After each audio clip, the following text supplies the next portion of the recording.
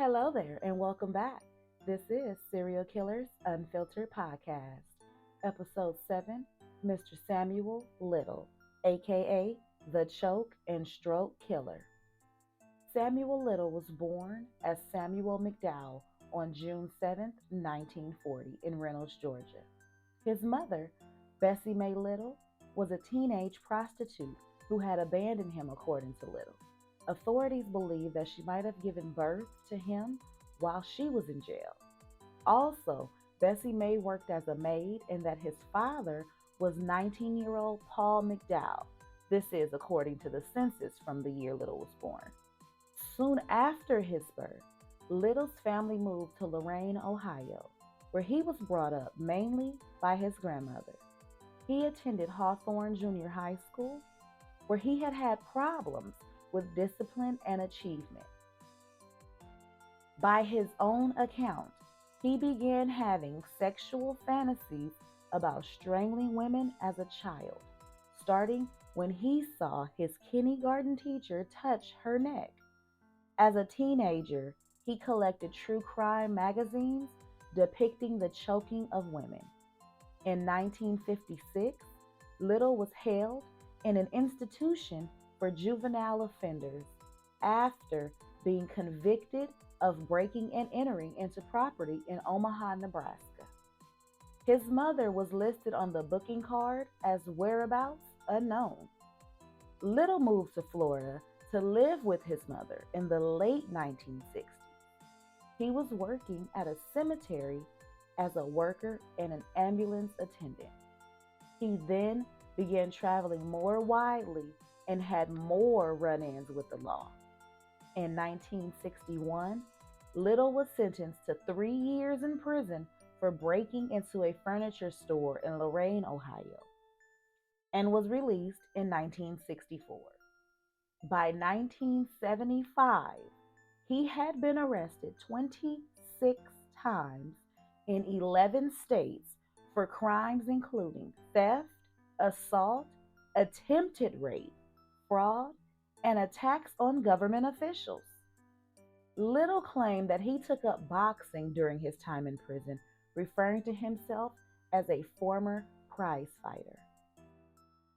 In 1982, Little was arrested in Pascagoula, Mississippi, and he faced charges for the murder of 22-year-old Melinda Rose Lapre, who had gone missing in September of that year.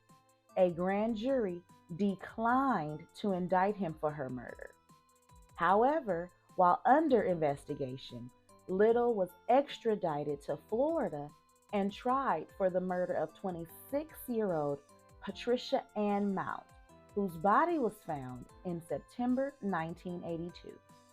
Prosecution witnesses identified Little in court as a person who spent the time with Mount on the night before her disappearance. Due to the mistrust of witness testimonies, Little was acquitted in January of 1984. Little then moved to San Diego, California. In October of 1984, he was arrested for kidnapping, beating, and strangling 22-year-old Lori Barrios, who survived. 1 month later, he was found by police in the backseat of his car with an unconscious woman, also beaten and strangled, in the same location as the attempted murder of Barrios. Little served 2.5 years in prison for both crimes. He was released February 1987 and immediately moved to Los Angeles, where he committed at least 10 additional murders.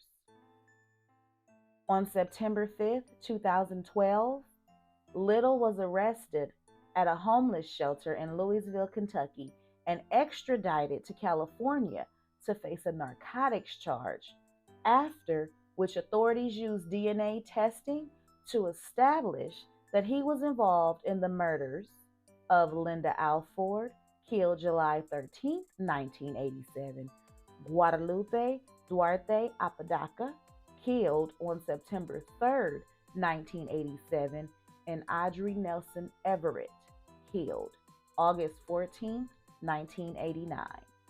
All three women were killed and later found on the streets of Los Angeles. He was charged on January 3rd, 2013. A few months later, Little was being investigated for involvement in 3 dozen murders committed in the 1980s, which until then had been undisclosed. In connection with the new circumstances in Mississippi, the LaPree murder case was reopened. In total, Little was tested for involvement in 93 murders of women committed in the many United States. Little admitted to more than 93 different murders in total, and 60 deaths had been formally connected to him by the police. The majority of Little's victims were prostitutes, drug addicts, or homeless individuals, and most of them were female. He claimed that he thought these persons would leave fewer clues for authorities to find and leave fewer persons to search for them. However, despite the scope of his offending, in total, he was only charged and convicted for 8 murders. On September 25th, 2014, Little was found guilty and was sentenced to life imprisonment without the possibility of parole. On the day of the verdict, Little continued to insist on his innocence. Little was serving his sentence at the California State Prison in Los Angeles County until his death on December 30th, 2020 in a Los Angeles County area hospital.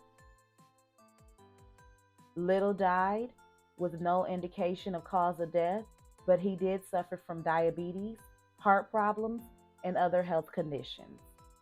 And that would be the story of Mr. Little.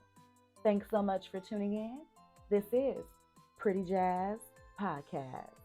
You guys have a wonderful day. Stay tuned. There's always more. Thanks. Bye.